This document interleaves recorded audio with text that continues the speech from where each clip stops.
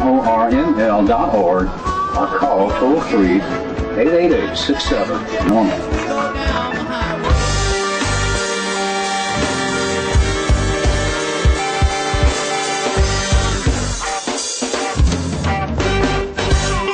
Activism begins with ACT. The Rush Belville Show features the stories of hardworking grassroots activists working for an end to prohibition in today's activist agenda.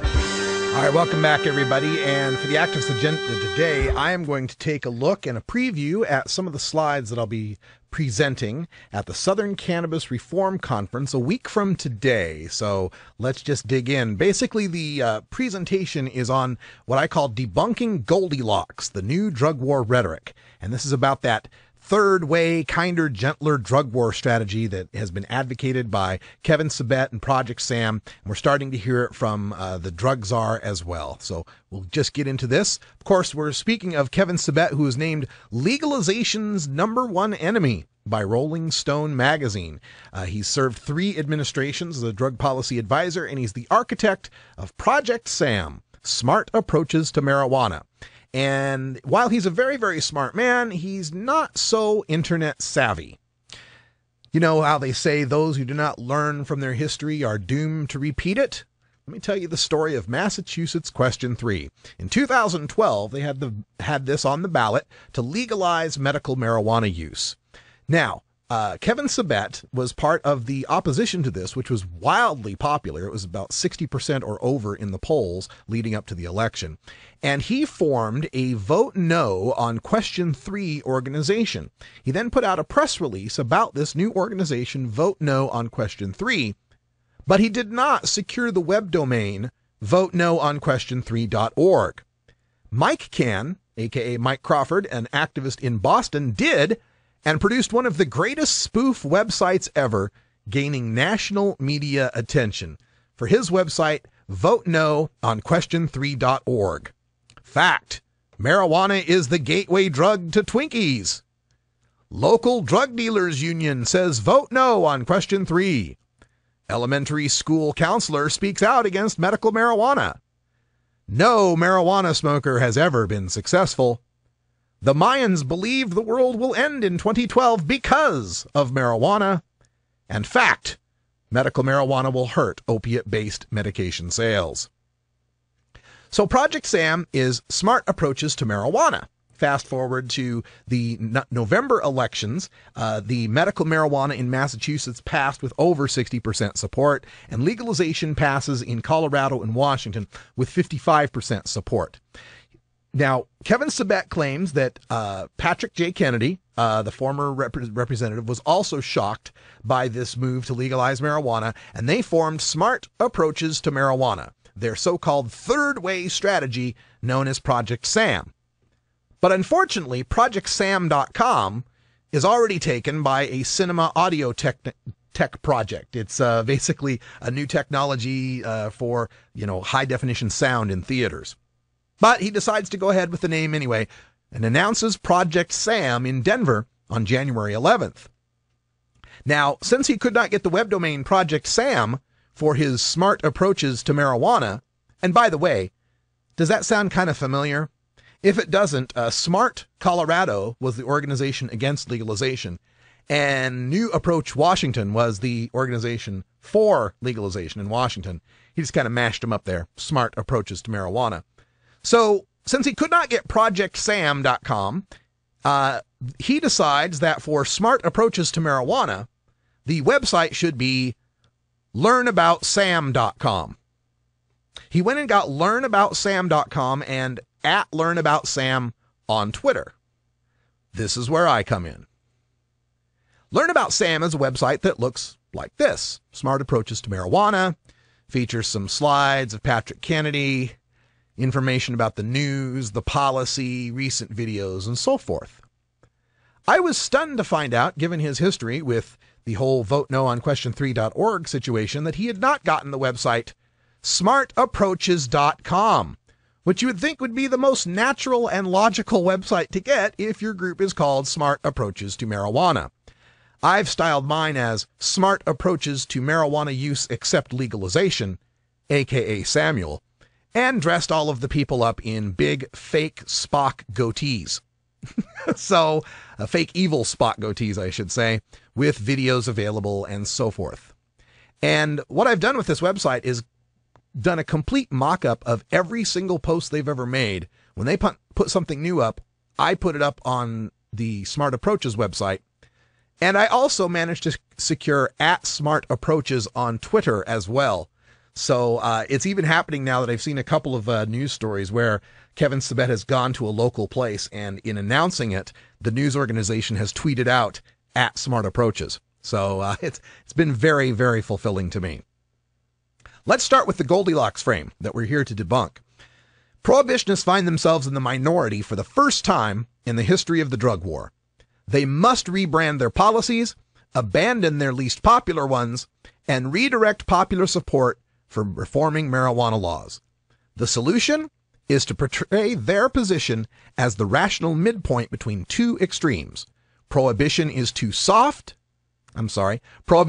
hard, legalization is too soft, but rehabilitation is just right. Now, we have some example videos from some of the appearances of Kevin Sabet and of Patrick Kennedy. We'll see if the audio comes through on these. I think that should. That means we would reject either extreme dichotomy, and that's what Project SAM is about. On the one hand, old policies of incarceration and prohibition, but on the other hand, what is sort of being rebranded as new, but is not new, legalization. So prohibition is too hard. He'll readily admit that we've got to get away from those harsh elements of prohibition, but this legalization, that goes too far. He's going to set himself up in the middle. We've either got to lock them up or light it up. There is no kind of middle ground here, and that's what I hope to engender through this campaign. Now, what we have here is a logical fallacy alert. They've set up what we call a straw man of a false dichotomy. They are claiming that we are making an argument that it's either lock them up or light it up. It's either prohibition or legalization. And the idea is to paint both as extremes and Project SAM as the reasonable middle ground. And the way to debunk this, if you need a quick 6-second soundbite, give them the true dichotomy.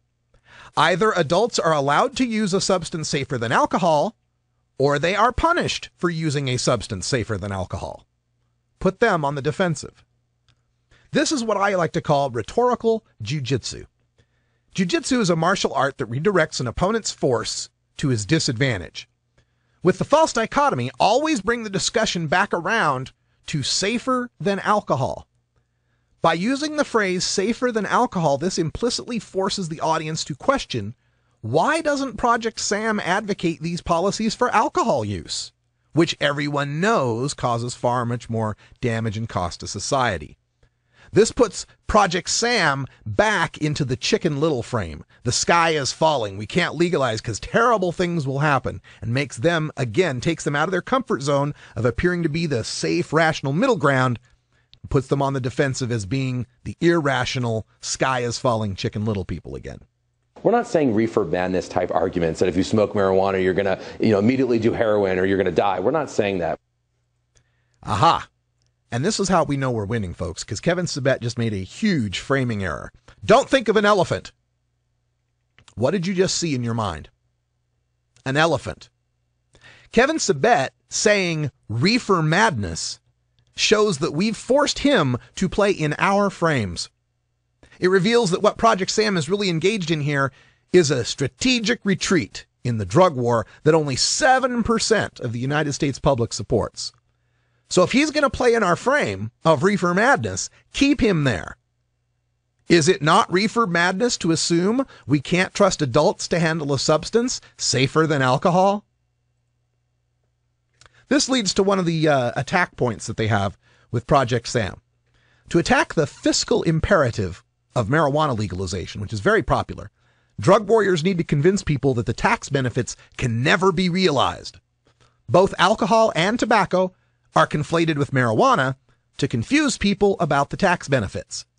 So sit back and learn how spending money on marijuana prohibition while bringing in no tax money is somehow a good thing in a piece of algebra I like to call the Sabet conjecture. For every dollar we get on alcohol and tobacco tax in this country, we spend $10 in lost social costs. So people that look at this know this is actually a loss leader. People say, who are proposing this, that it's going to create a new revenue stream. But we know what the revenue stream in alcohol has done. For every dollar we bring in for alcohol revenue, we spend 10 in our emergency rooms, in drunk driving accidents, in domestic violence. For every dollar in taxes, we spend 10 in social costs. This is the classic bait and switch. Alcohol and tobacco, and it is true, it has a negative truth to it. Alcohol and tobacco bring in about $40 billion a year in tax revenues, but they exact about $400 billion in social costs. So the idea here is, well, therefore, taxing marijuana would never bring in as much as it costs society. But this ignores three salient points. 1, alcohol and tobacco are toxic and addictive.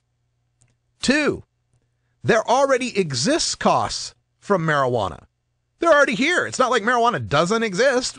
If there's a cost, we're paying it already. And 3, we're spending more costs to prohibit marijuana and creating more social costs because of the prohibition. I like to look at the data. Here is a look from a study of costs per Canadian per year for healthcare and enforcement costs. Now, this is Canada, so the money's a little bit different, but I think it's still relevant here. They found that the health costs per user of tobacco was $822 a year.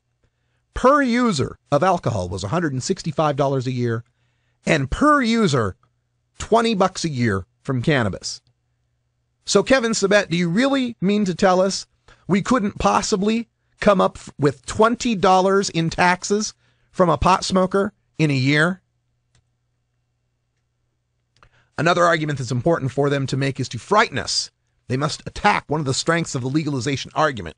Since the lure of tax revenue and job creation is a powerful talking point, they must convince the public that only bad things can come from legalization. Here, prohibitionists conflate marijuana with tobacco to stain legalization with the controversy over cigarette smoking in what I call big marijuana equals big tobacco. It's already in 18 states. It's going even further. And before we know it, we're going to wake up one day and we're going to have another tobacco industry. It's going to be called the marijuana industry. We already know what big tobacco did to our kids. Joe Camel targeting kids. Have you seen this camel? Joe Camel, missing since 1998. Known associates? The Marlboro Man. Known hangouts? NASCAR's Winston Cup Race Series. Last seen? Magazine and TV ads in the 20th century.